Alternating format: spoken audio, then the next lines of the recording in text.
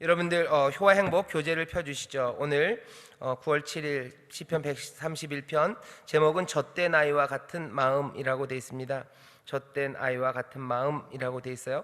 거기 세 절밖에 안 되지만 요 절로 가운데 있는 2절을 해놨습니다. 우리 2절만 다시 한번 읽겠습니다. 시작. 실로 내가 내 심령으로 고요하고 평온케 하기를 젖된 아이가 그 어미 품에 있음 같게 하였나니 내 중심이 젖된 아이와 같도다. 아멘. 젖된 아이와 같은 마음입니다. 여러분 효화행복 교재가 있으신 분들 첫 번째 단락 그 네 줄을 같이 읽으실 텐데요. 교재가 없으신 분들이 계셔요. 그분들은 귀를 기울여 주시고, 또 있으신 분들이 읽으실 때 또박또박 잘 읽으셔야 없는 분들도 듣고 무슨 말인지 압니다. 자, 처음에 있는 네 줄을 같이 읽겠습니다. 시작. 사람들은 인기와 영예를 얻으려고 하며 자신의 힘에 비해 큰 일과 미치지 못할 기이한 일에 힘쓴다. 이로 인해 항상 마음의 평안을 누리지 못하고 불만족 가운데서 살아간다. 본 시편을 통해서 우리는 어떻게 해야 마음의 평안을 누릴 수 있는지 배울 수 있다. 아멘. 거기까지요.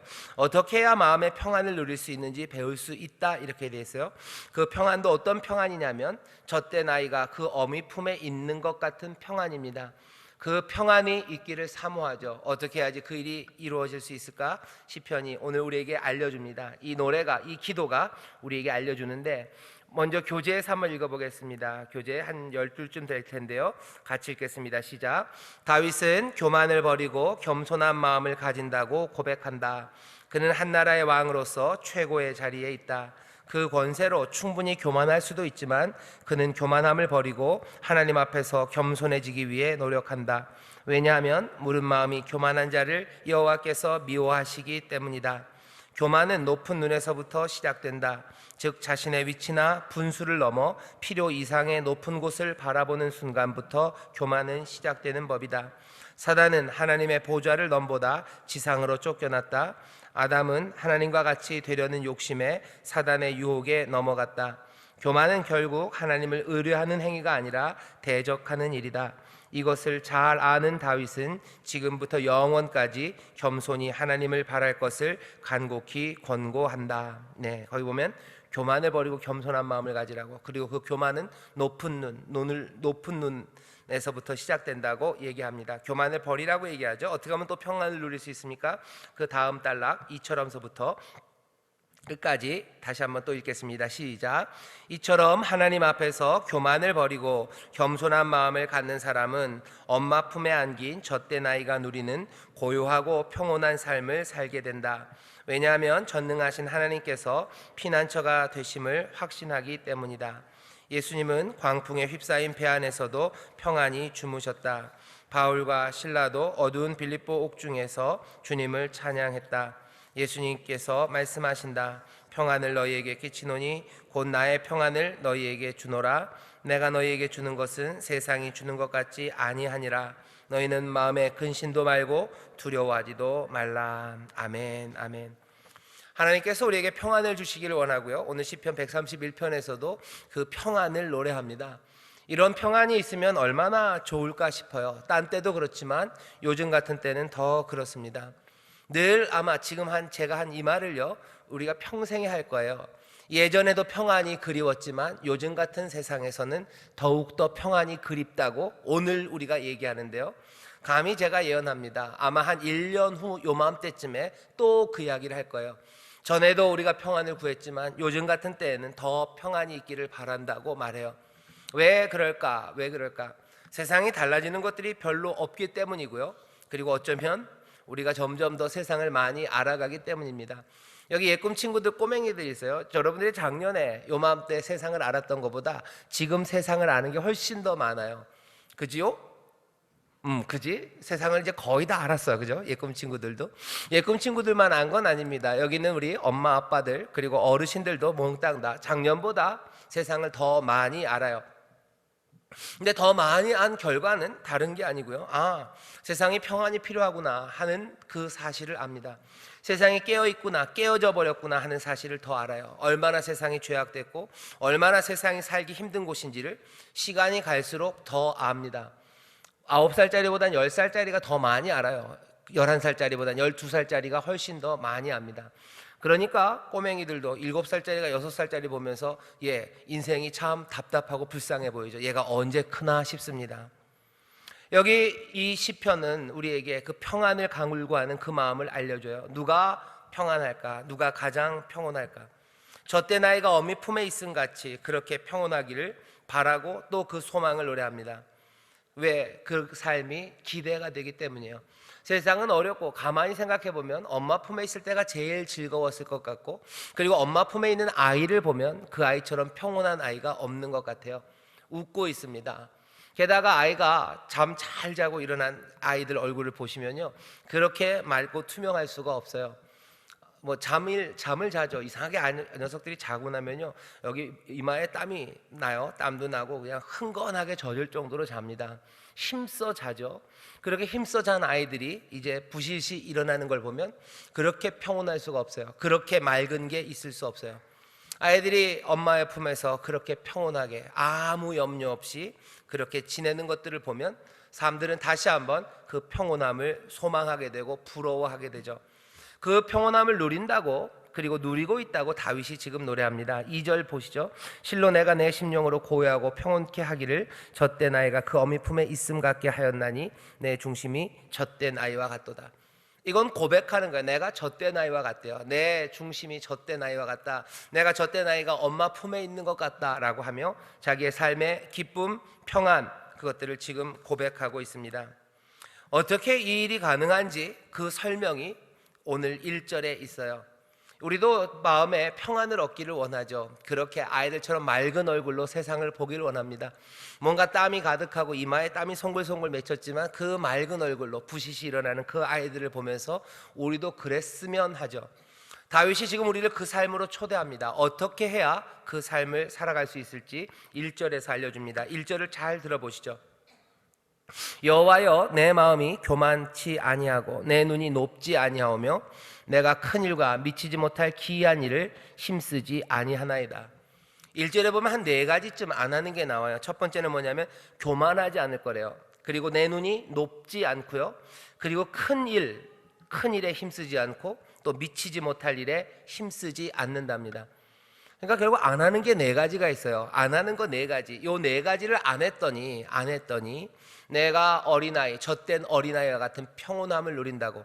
그러니 이스라엘아, 지금부터 영원까지 여호와를 바라고 하나님만 바라라고 그렇게 우리를 부릅니다. 이 노래를 부르며 여기 시편 131편 보면요, 성전에 올라가는 노래요. 성전에 올라가는 사람들아, 함께 이 노래를 부르며 하나님께 가재요. 평안이 어디에 있는지 노래하재요. 그 평안을 함께 누리며 하나님 앞에 가자합니다. 오늘 여기 성전에 올라오신 분들이 있어요. 여러분들이 이 노래를 부르면서 왔을 거고요, 그리고 앞으로는 하나님 앞에 나올 때 이 노래를 우리가 모두가 다 부르기를 바랍니다. 내가 평안하다고, 젖된 아이와 같은 평안이 우리에게 있다고, 다른 것 아니라 여호와를 바람으로, 또 그것들이 어떻게 표현돼요? 그 4가지를 하지 않음으로, 내가 교만하지 않음으로, 내 눈을 높은 곳에 두지 않음으로, 내가 기이한 일들 그리고 큰 일들 그것들을 추구하지 않음으로 내 삶의 평안을 누린다고 노래하며 주 앞에 나오라고 그렇게 이야기합니다. 오늘 여기 보면 하지 말라는 것들이 뭔지 잘 보시면요, 이 이야기가 우리를 조금은 당혹스럽게 합니다. 왜냐하면 여기는 이런 식으로 얘기하는 거예요. 지금 너희들 교만하지 말래죠. 그 말은 맞는 것 같아요. 교만한 거 좋지 않죠. 겸손한 게 좋죠. 우리의 눈을 높이 두지 않는 게 좋죠. 그게 맞는 것 같아요. 그런데 또 가만히 생각해 보면 여기 세상이 우리에게, 특별히 현대의 삶이 우리에게 요구하는 것들은 아마 1절에 있는 것에 반대입니다. 너 조금 더 눈을 높은 곳에 두라고 얘기하고요, 조금 더 큰 일, 조금 더 기이한 일들, 그 일에 힘쓰라고 우리를 다그치는 것 같아요. 현대의 신화입니다. 우리가 요즘 요구받고 있는 것들은요, 이런 삶들이에요. 조금 더 높이, 아니면 조금 더 열심히, 그래서 네가 할 수 있는 것보다 좀 더 많이 그것들을 요구하고 그것들로 달려가라고 얘기합니다. 하지만 오늘 이 말씀은, 오늘 시편의 말씀은 세상과는 다른 이야기를 우리에게 전해줘요. 오늘 이 말씀을 들으면서요, 우리가 그러면 인생을 소극적으로 살라고 가르치시는 것은 아니에요. 아무도 이젠 적극적으로 살지 말아라, 삶에 있어서 달려나가지 말고 뒤로 빠져라를 가르치는 건 아닙니다. 여기 있는 말씀은 다 부정적으로 설명하고 있어요. 교만하지 말아라, 너희들 또 눈을 높은 곳에 두지 말아라. 너희들 기이한 일, 큰 일들, 그것들 쫓아가지 말아라 라고 하면서 뭐 하는 거예요? 계속 선을 긋고 있습니다. 오늘 우리가 배워야 되는 건요, 선 긋기예요. 소박한 사람들, 선을 그을 수 있는 사람들, 그 능력이 있어야 우리의 삶에 평안이 있습니다. 어쩌면 가장 지혜로운 이야기고요, 그 지혜는 그냥 주어지는 것이 아니라 하나님의 은혜 안에서, 그리고 도우시는 하나님을 믿기 때문에 그을 수 있는 선이에요. 아무것도 믿을 수 없고, 그리고 우리가 의지할 리가 없다면 우리는 선을 그으면 안 돼요. 선을 긋는 순간 내 삶은 제한됩니다. 하지만 우리가 은혜 안에 있고 우리를 도우시는 아버지가 우리와 함께 하시며 우리의 삶을 인도하신다면 우리는 여기 있는 이 시편의 말씀처럼 소박함으로 스스로 선을 그을 수 있습니다. 선을 긋는다는 건 다른 말로 하면요, 포기할 줄 아는 사람이에요. 포기할 줄 아는 사람, 선을 그을 수 있는 사람, 소박함으로 살 수 있는 사람, 그 사람이 평온함을 누립니다. 끝없이 선을 긋지 못하는 사람이 있어요. 그 사람의 마음에 어린아이와 같은, 젖된 아이와 같은 평온함이 있을 수 없습니다. 왜? 조금 더 앞으로 가야 되고, 조금 더 달려가야 되고, 또 조금 더 내가 얻을 것들이 남아있기 때문이에요. 이런 얘기하면 조금 좀 그렇긴 한데, 어제 청문회가 있었죠. 거기 보시면 좀 그런 게 있는 것 같아요. 선을 긋는 능력이 좀 부족한 거 아닌가, 포기할 줄 아는 것이 없질 않나 하는 생각이 좀 듭니다. 장관을 하려는 그 시도뿐만이 아니라 여태까지 걸어왔던 그 길들이 그랬던 것 같아요. 거기 평온함이 있었을까? 저때 나이와 같은 그 평온함이 그 사람들에 있었을까 하는 생각이 듭니다. 과도한 욕심들, 그것들 버려야 돼요. 교만한 마음들 버려야 돼요. 뭔가 높아지려는 것들이 무너져야 우리의 삶 가운데 이전에 없었던 은혜가 흐르기 시작합니다. 높이 세워놨던 것들은 우리를 막아요. 그리고 과도한 욕심들, 선을 긋지 못하는 그 삶은 우리의 마음에 평안함을 주지 못합니다. 우리의 마음에 괴로움들이 참 많고요, 공허함이 있는데 그 모든 것들이 뭔가를 채워야 그 공허함이 채워질 것 같죠? 아니에요. 오히려 선을 긋고 그리고 소박하고 포기할 때 내 인생의 공허함과 그리고 그 괴로움들, 그것들은 해결됩니다.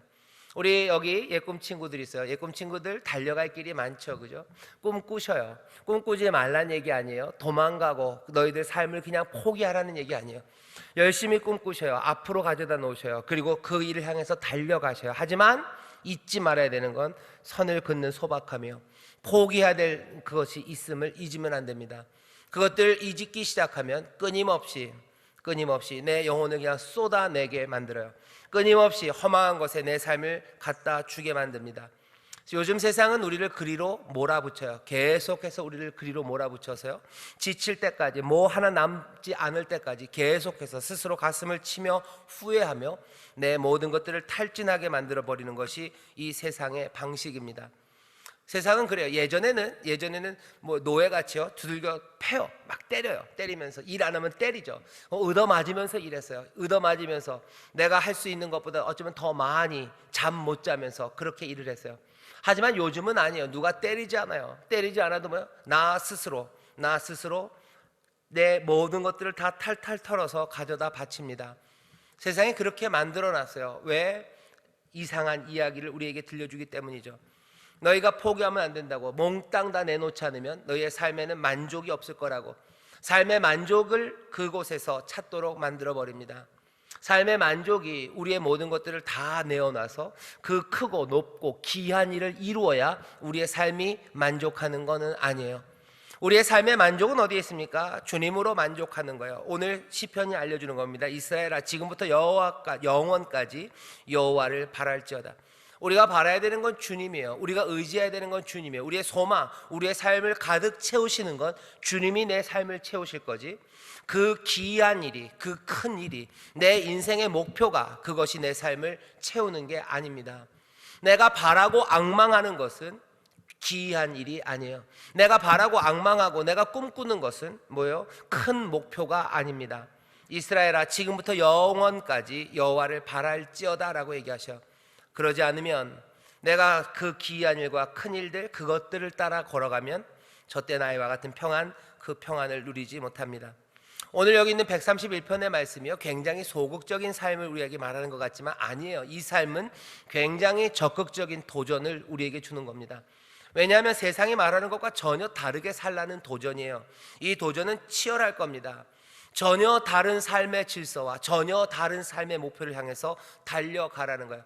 남들은 다 이리로 뛸 때 우리는 이리로 뛰자고 얘기해요. 그러니 이게 얼마나 무시무시한 도전입니까? 세상 사람들은 조롱할 거고요. 그리고 세상 사람들은 우리를 향해서 때로는 핍박할 거고, 그리고 세상은 우리를 배고프게 만들 거라고 협박할 겁니다. 그러니 이 도전에 나선 사람들은 다시 3절이에요. 이스라엘아 지금부터 영원까지 여호와를 바랄지어다 주님만을 보면서 나올 수밖에 없어요. 아마 우리가 살아가는 방식은, 예수의 사람들, 하나님의 사람들이 살아가는 방식들은 세상이 요구하는 것, 그 통념과는 전혀 다른 길을 걸어갈 겁니다. 그러니 세상과는 다른 평안을 누리며 살 거예요. 세상이 몽땅 다 불안할 때 우리는 젖된 아이와 같은 그 평안함으로 살아갈 겁니다. 왜? 우리는 기이한 일들, 높은 것, 큰 일들, 그것들 아니라 주님만을 바라며 살아가기 때문입니다. 우리가 그럴 수 있을까? 예, 그럴 수 있습니다. 왜?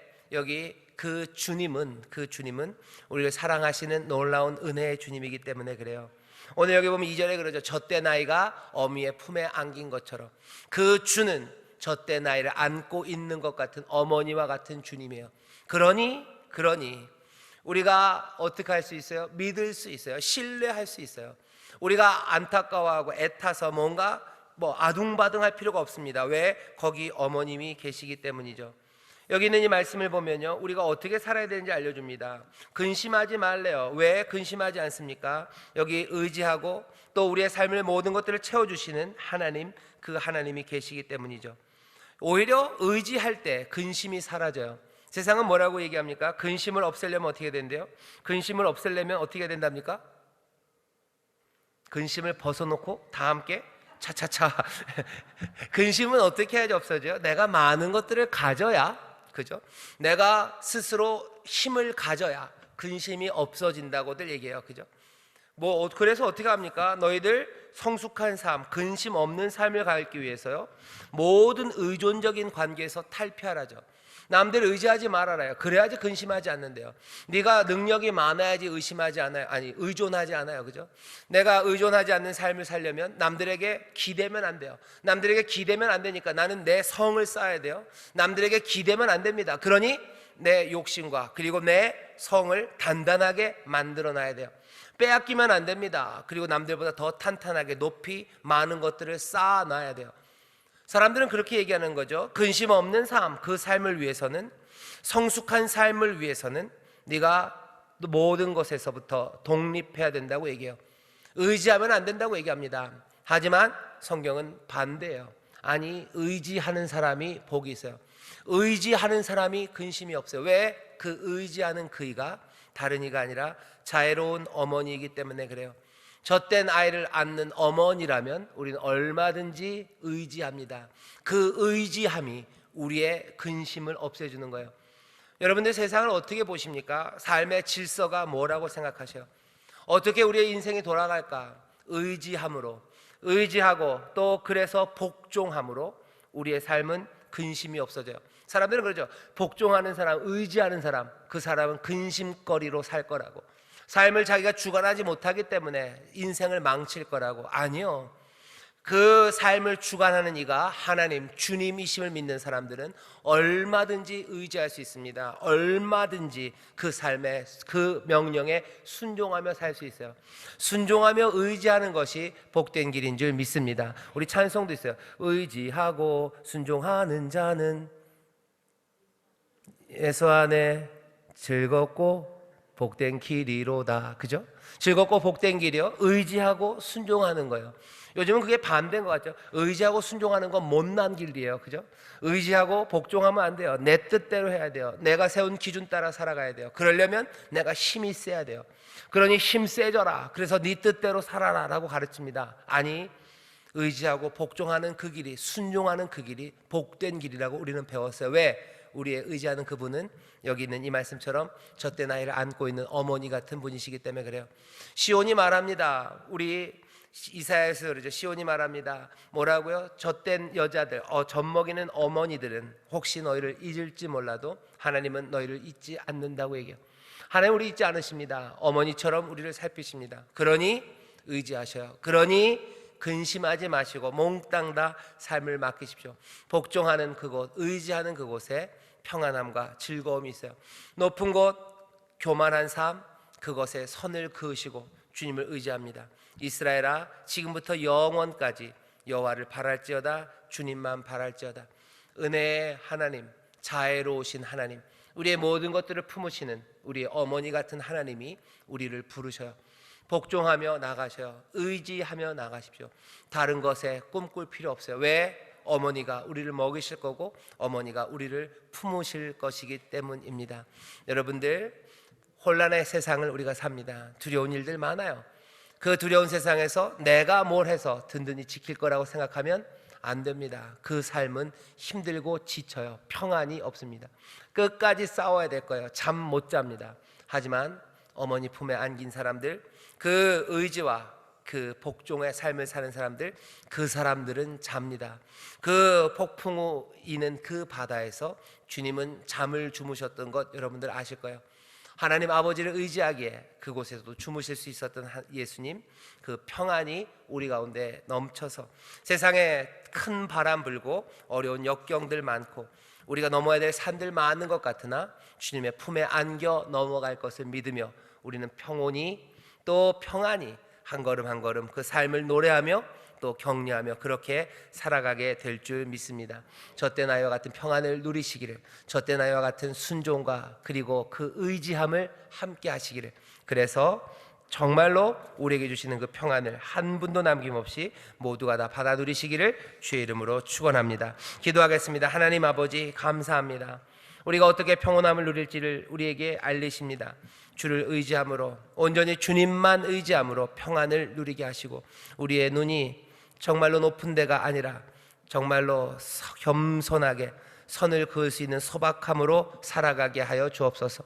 소박하게 주를 의지하며 살아가는 자들, 그 얼굴이 정말로 어린아이의 평온함으로 밝게 빛나게 하시고 어린아이가 누리는 그 평안함 가운데 정말로 하늘의 복을 누리며 살아가는 하나님의 귀한 자녀들, 하나님의 공급하신 가운데 풍성함을 누리는 복된 삶이 되게 하여 주옵소서. 감사드리며 예수님 이름으로 기도하옵나이다. 아멘.